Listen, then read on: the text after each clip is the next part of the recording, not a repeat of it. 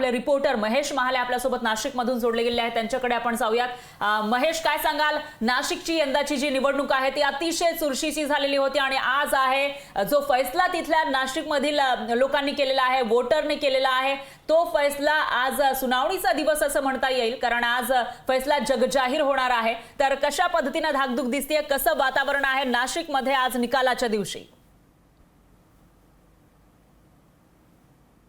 नक्कीच फरा, खरं तर नाशिक आणि दिंडोरी लोकसभा मतदारसंघाच्या मतमोजणीला 8 वाजता सुरुवात होणार आहे। तत्पूर्वी जर आपण बघितलं तर प्रशासनाने सर्व तयारी जी पूर्ण करून ठेवलेली आहे।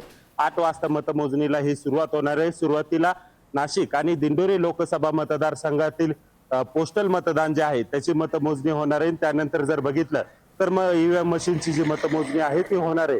सुरुवातीला बघितलं तर दिंडोरी लोकसभा मतदारसंघाचा जो निकाल आहे तो लवकर हाती येण्याची शक्यता आहे, कारण दिंडोरी लोकसभा मतदारसंघासाठी 26 फेऱ्या होणार आहे, तर नाशिक लोकसभा मतदारसंघासाठी 30 फेऱ्या होणार आहे। त्याचं कारण म्हणजे यंदाच्या वेळेस जवळपास 31 उमेदवार हे नाशिक लोकसभेच्या रिंगणात उभे ठाकलेले होते, त्यामुळे जर आपण बघितलं तर 2 ईव्हीएम मशीन या ठिकाणी लावण्यात आलेले, त्याच्यामुळे नाशिकचा निकाल हाती येण्यामध्ये खरं तर वेळ निश्चितच महेश, आपण बघतोय की या ठिकाणी जी यंत्रणा आहे ती सज्ज असल्याचं पाहायला मिळते। आता अगदी काही वेळातच मतमोजणीला सुरुवात होईल आणि पहिले कल नेमके काय असतील ते 15 मिनिटांमध्ये येईल मतमोजणी सुरू झाल्याच्या नंतर, त्यामुळे तेही आपल्याला तुमच्याकडून घ्यायचे आहे। दरम्यान धन्यवाद तुम्ही दिलेल्या या सविस्तर माहितीसाठी।